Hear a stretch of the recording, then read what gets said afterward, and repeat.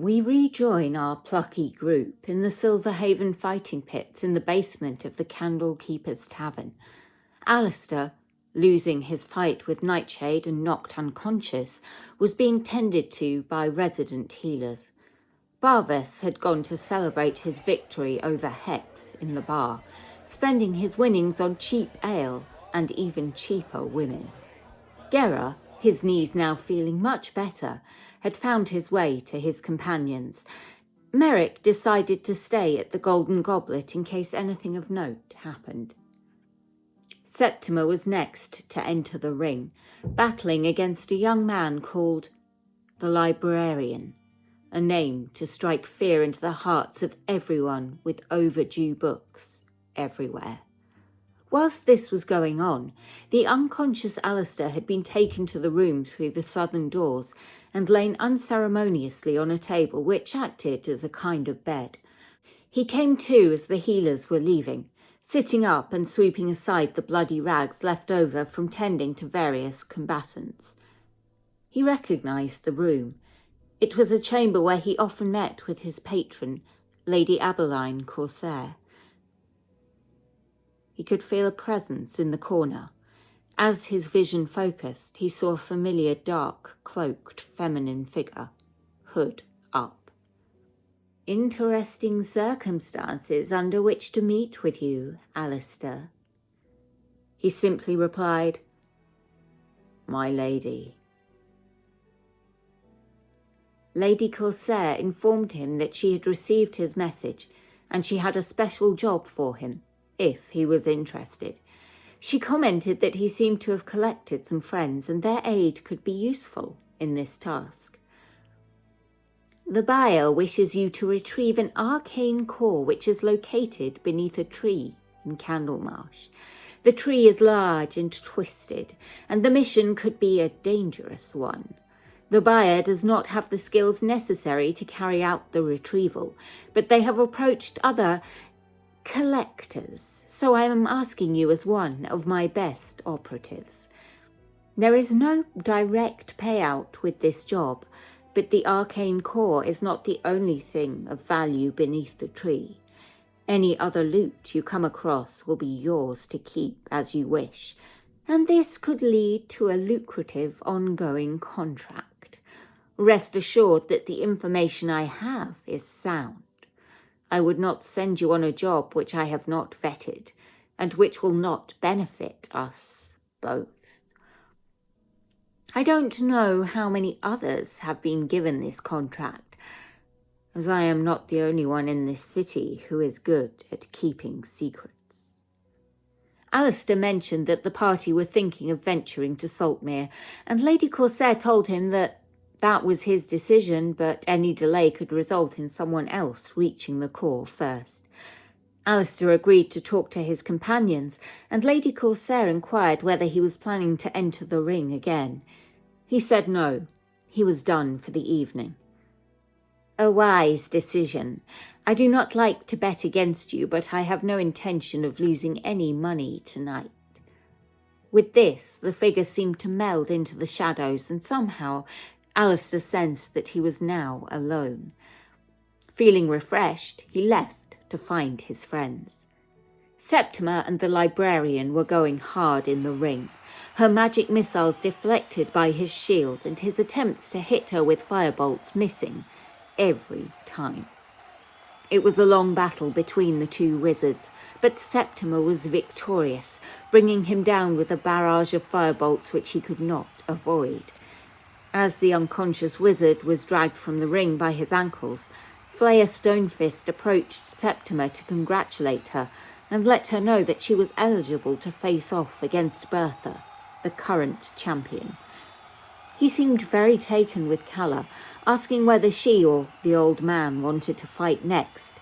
Gera, wanting to test himself after a day of rest, stepped into the ring. The drow elf called Nightshade was to be his opponent, and Gera got to make the first move. All he could do was move up to her, but he was unable to make a hit. She took a small piece of iron from her component pouch and created a small flame, muttering some arcane words and casting heat metal on his breastplate. Gera felt the metal become warm and then hot, burning his flesh, but not enough to cause him to have to remove it. The fight that ensued saw a few blows from Gera with Dawnbreaker failing to hit, and his lightning law resisted. Nightshade used silvery barbs to avoid taking damage, and healed herself from the heavy wounds inflicted when Gera did hit. She tried to keep distance between them, but ended up with her back against the wall as Gera unleashed a thunder wave. It was a very close fight, but Gera went down first. Nightshade's second victory of the evening. Flaya told Gera he wasn't the first to fall to her that night, as he was tended to by the healers. Calla was last to go, Hex stepping into the ring to try to redeem himself after his earlier defeat to Barvas. Calla was the first to attack, casting Entangle and rooting him to the spot. Rather than trying to escape, he cast Hex on her. She fired an acid arrow at him, and he returned with eldritch blasts. His Hex forced her to roll her constitution saves at disadvantage, and whilst he was able to maintain concentration on his curse, she failed to hold up her Entangle. As he became free, he moved. Calla summoned a moonbeam to sear him in its bright light. Again he hit her with eldritch energy, breaking her concentration on the spell. She wild-shaped into a draft horse and galloped in to attack with her hooves. Casting armour of Agathis on himself granted him temporary hit points and a coating of frost that would damage her when she hit. A combination of this and eldritch blasts hitting at disadvantage forced her out of her horse form. Hex had sustained a massive amount of damage thanks to the tough, strong kicks landed by Calla horse. Shillelagh on her staff and a couple of well-aimed blows saw him go down. Flaya was very taken with Calla and informed her that she, too, could enter the ring with Bertha, if she wished. The group agreed to leave it for another night as it was late, and they wanted to get a decent rest. They returned to the Golden Goblet and went to their rooms. Alistair noted that the room he was sharing with Barvas remained undisturbed, the bloodstains still on the carpet. An excellent night's sleep was had by all in the comfortable, luxurious beds. Gera woke in the double bed to find a Merrick-sized bump lying next to him. As Gera got up to go for breakfast, the gnome continued to sleep. The efforts of helping a man 3 times his size in and out of plate armour the previous day having worn him out. They convened for breakfast in the dining room, empty save for Philippe behind the bar. There was a lavish breakfast buffet, and they all filled their plates, Alistair taking 2. As they ate, Alistair filled them in on the job he had been offered, and the fact that it was time-critical. Calla, being from Candlemarsh, knew about the tree Alistair was referring to. The residents of the town kept away from it as it was known to be dangerous, and wasn't too close to the settlement to present any real risk. The group decided that they would finish up their business in Silverhaven and then think about heading south. Calla thought perhaps they could fix whatever was corrupting the tree, and Alistair surmised that perhaps it was the arcane core doing it. The streets were coming to life as they checked out of the inn, handing the keys to a less harried-looking Gwendolen, and made the short walk to the gatehouse across the bridge at the Silver Spire. 2 guards in Peace Warden's uniforms were standing there, alert but not aggressive.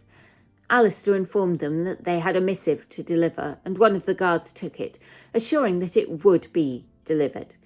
He took Alistair's name and noted that he could be contacted by leaving a message at the Golden Goblet if required. The group then began the lengthy stroll to the University District and the Spellweavers' Academy. As they walked through the streets, they passed through the main residential area. Most of the inhabitants seemed to be of elven, half-elven or human descent. Calla drew some curious glances with her green skin and colourful hair, but when she made eye contact, the people looked away and carried on with their business, very much like Londoners. The style of housing gradually became more studenty as the streets became taken over by figures in robes with bags of books and scrolls. Then they saw it. A large and elegant building with an impressive library nearby. The Spellweavers' Academy. They entered, their footsteps echoing on the marble floors amplified by the high ceilings. There was a reception desk behind which stood a humanoid figure reading a book. Septima eagerly took the lead, asking if the figure could help them. "Probably not," came the reply, the figure not even looking up. Septima asked about admission to the academy. The figure sighed, closing the book and looking up. The party struggled to properly focus on any of the features of the humanoid before them. It seemed to shift and change beneath their gaze. "Have you filled in the application and got a sponsor?" Septima said no, and the figure told her that she needed to do that in order to be considered for application. She was provided with a thick application form, the kind designed to put people off by the sheer amount of filling in required. A sponsor needed to be someone who was a former student or of magical renown. The group departed, Alistair receiving 2 fingers from a mage hand as he made a derogatory remark. Calla's attempt to use Gus to blow the pages of the book the receptionist was holding was met with, It seemed there were guards against erroneous spellcasting within the walls. The party continued around to the trade district where most of the shops could be found. 3 in particular caught their eye. The first was trinkets and treasures. A pristine interior with counters and shelves lined with bottles and vials of coloured liquids, and cabinets containing beautifully cut gems. A male elf was ensuring that everything was perfectly lined up as the party entered. Darius Dayglow welcomed them, informing him that he had potions for everything they could wish for, and gems and components for some of the more expensive spells. Alistair asked if there was anything that could make his daggers return to him after being thrown. "Have you considered elastic?" When Alistair said no, "You may find something more to your liking at Lucia's loot." Alistair asked what the most unusual thing in the shop was. "Eau de Lizard," a new perfume which Darius was working on. Alistair was spritzed with it, both Calla and Septima detecting a faint swampy odour coming from him. Alistair purchased a bottle and 3 regular healing potions which he distributed to his companions. Lucia's loot was their next stop. Appearing from the outside much like the other clean and elegant buildings in the city, the interior was dim and filled with bead curtains, crystals, and strange-smelling incense. In the centre stood a pale elven woman, her eyes closed in a meditative stance. "Welcome," she said without opening her eyes. The party noted the contents of the shop were sparse. Cloaks, rings, amulets, braces, and a few scrolls. Lucia informed them that the enchanted items she sold took time to create, and all were currently out with the finances of the group. Alistair inquired once more about daggers.